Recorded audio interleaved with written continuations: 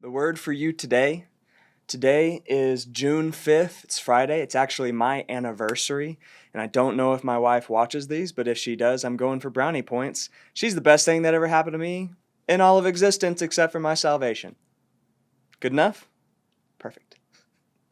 Today we're going to be in Joshua chapter 5. It's this really interesting interaction before Israel's conquest of Jericho. It's in verse 13, so if you'll read this section with me. Verse 13. When Joshua was near Jericho, he looked up and saw a man standing in front of him with a sword drawn in his hand. Joshua approached him and asked, "Are you for us or for our enemies?" "Neither," he replied. "I have now come as commander of the Lord's army." Then Joshua bowed with his face to the ground in homage and asked him, "What does my Lord want to say to his servant?" And the commander of the Lord's army said to Joshua, "Remove the sandals from your feet, for the place where you are standing is holy ground." And Joshua did that. So right after this happens, after this interesting interaction, this commander of the Lord's army kind of explains to Joshua what he needs to do to defeat Jericho. Now, as you guys might know, Jericho was basically a military, walled city. It was one of the first walled cities in known history. Most people at the time were pastoral, they were agricultural groups, but rarely, if ever, in this area was it large enough to develop these big urban walled areas. And this Jericho, the walls of Jericho were completely impregnable to the Israelites. I mean, we're talking like a 12 to 15 foot retaining wall made of stone, and then another wall of brick on top of the retaining wall. And then the city also had like a lower portion and an upper portion of the wall. So even if you broke through this first layer of the wall, you'd have to go up and then break through another section of the wall. And we learned from previous stories that the people of Jericho were fearful of the Lord and fearful of his power. But from the outside looking in, without God and without this instance where God provides the way to destroy the walls of Jericho, there's no way. Israel had no strategy. They had no siege weapons to get past the wall.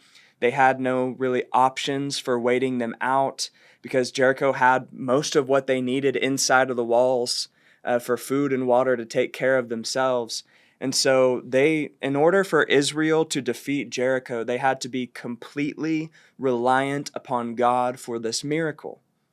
And this example of when Joshua meets the commander of the Lord's armies, it's just this introductory period where we find out this is what the Lord is providing for the Israelites. God says, the only way you're going to succeed is by doing what I've called you to do, by doing what I tell you to do, and only by my power are you going to succeed. And we read later exactly what happens.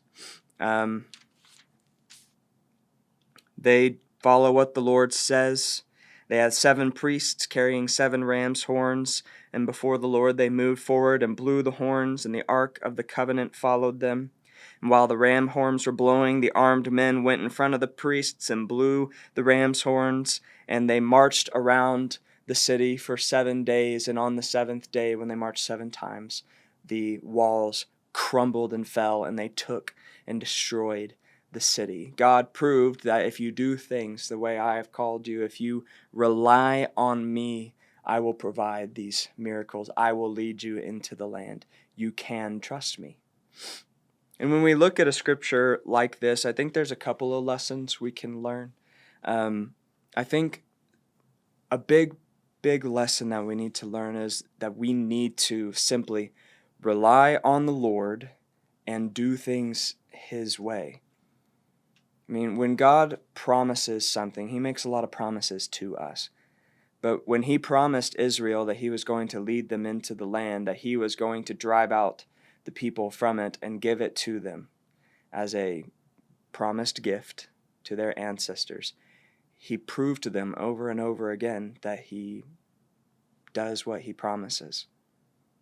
In fact, most of the issues that arise is when Israel starts to follow their own path or follow the path of other gods.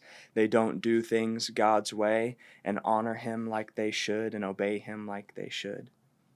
So in our own lives, when we see a scripture like this, we can go, wow, the Lord is incredible. Look at his miraculous works. Look how powerful he is. But I think we also need to look at our lives and say, where am I following him? Where am I obeying him? How am I honoring him? And if I'm not reliant and obedient and honoring him, how does that need to change? Because I think when we trust, when we rely, when we honor, when we obey, he does incredible things in our lives. It's not to say everything will be easy and everything will go perfectly well for you, but God will walk with you. He will accomplish incredible things, and he will fulfill every promise that he has for you. So, look into your own life today, read the story of the conquest of Jericho in Joshua 6, then ask yourself, how am I obeying, honoring, and relying on God today? Have a great day.